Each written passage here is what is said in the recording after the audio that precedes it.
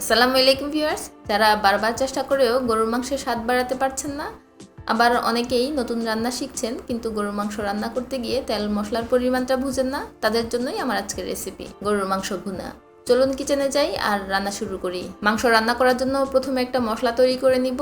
প্রথমে নিচ্ছি 6-7টা এলাচ, একটা জায়ফলের অর্ধেক নিয়েছি, কালো এলাচ নিয়েছি একটা, 4টা লবঙ্গ নিয়েছি, 1 ইঞ্চি সাইজের 3 টুকরো দারুচিনি নিয়েছি, জয়ত্রী নিয়েছি একটা, 8-10টা সাদা গোলমরিচ আর 8-10টার মতো কালো গোলমরিচ নিলাম। এখন এই সবগুলো মশলা আমি গ্রাইন্ড করে নিব। একটা বাটিতে নিয়ে নিচ্ছি 1 টেবিল চামচ লাল মরিচের গুঁড়ো, 1/2 টেবিল চামচ নিচ্ছি হলুদের গুঁড়ো, 2-4 চামচ নিচ্ছি ধনিয়ার গুঁড়ো, 2-4 চামচ নিচ্ছি জিরার গুঁড়ো। গ্রাইন্ড করে রাখা গরম মশলাগুলো দিয়ে দিব।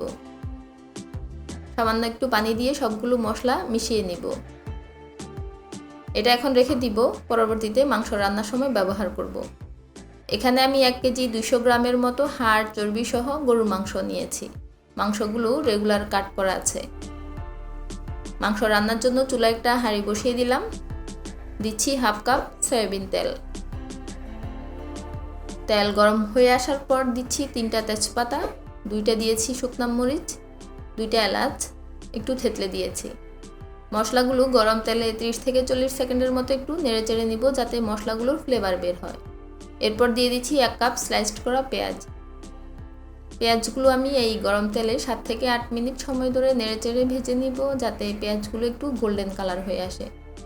এখন দিচ্ছি 1 টেবিল চামচ আদা বাটা আর দিয়ে দিচ্ছি 1 টেবিল চামচ রসুন বাটা, স্বাদ মতো লবণ দিয়ে দিলাম। এখন আদা রসুনের কাঁচা গন্ধটা চলে যাওয়া পর্যন্ত তেলের মধ্যে ভেজে নিব। আগে থেকে যে মশলাটা মিশিয়ে রেখেছিলাম সেটা এখন তেলের মধ্যে দিয়ে দিচ্ছি। মশলাগুলো সব কিছুর সাথে মিশিয়ে নিয়ে 2 মিনিটের মতো সময় ধরে ভেজে নিব। একটু পানি দিয়ে দিচ্ছি যাতে মশলাগুলো পুড়ে না যায়। পানি দিয়ে মশলাগুলো আরও 2 মিনিট ধরে কষিয়ে নিব। এরপরে গরুর মাংসগুলো এই মশলার মধ্যে ঢেলে দিব। নেড়েচেড়ে মাংসগুলো মশলার সাথে ভালো করে মিশিয়ে নিচ্ছি। এখন আমি কোনো পানি দিব না, মাংস থেকে যে পানিটা বের হবে তাতে মাংসগুলো কষিয়ে নিব। ঢাকনা দিয়ে কিছুক্ষণ রান্না করে নিব। চুলার হিটটা এই পর্যায়ে মিডিয়ামে রেখেছি। কিছুক্ষণ পর ফিরে আসলাম, মাংসগুলো থেকে অনেক পানি বের হয়ে গেছে। এই পানিটা শুকিয়ে আসা পর্যন্ত আমি ঢেকে মাংসগুলো কষিয়ে নিব।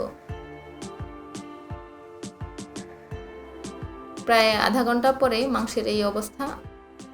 মাংস থেকে পানি শুকিয়ে এসেছে। আমি বেশ কয়েকবার নেড়েচেড়ে দিয়েছিলাম।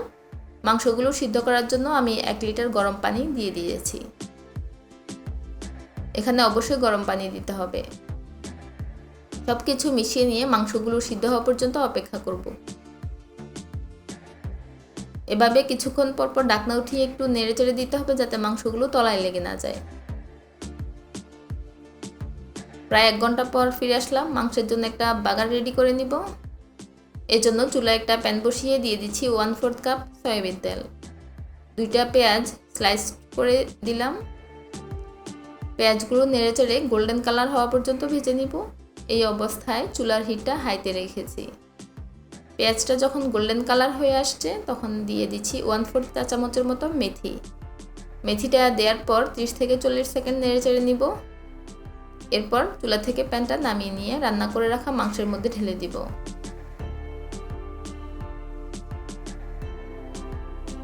নেড়েচেড়ে বাগারটা মাংসের সাথে মিশিয়ে নিব। চুলার হিটটা এই পর্যায়ে মিডিয়ামে রেখেছি। বাগার দেওয়ার পর আরও 5 মিনিট ঢাকনা দিয়ে রান্না করে চুলার আগুন বন্ধ করে দিব। প্রায় 10 মিনিট পর ফিরে আসলাম। মাংসগুলো সিদ্ধ হয়ে গিয়েছে, ঝোলটাও ঘন হয়ে এসেছে। মাংসের তেল আর ঝালের পরিমাণটা আপনারা আপনাদের টেস্ট অনুযায়ী দিয়ে নেবেন। খুব বেশি তেল মশলা দিয়ে মাংস রান্না করলে যে মাংস টেস্টি হবে তা না, অল্প তেল মশলা দিয়েও খুব বেশি স্বাদের মাংস রান্না করা যায়। আর শেষের দিকে মাংসে বাগার দিলে মাংসের স্বাদ বেড়ে যায় দ্বিগুণ। আশা করছি যারা নতুন রাঁধুনি তাদের জন্য রেসিপিটি অনেক হেল্পফুল হবে। আজ বিদায় নিচ্ছি, দেখা হবে অন্য কোনো ভিডিওতে। আল্লাহ হাফেজ।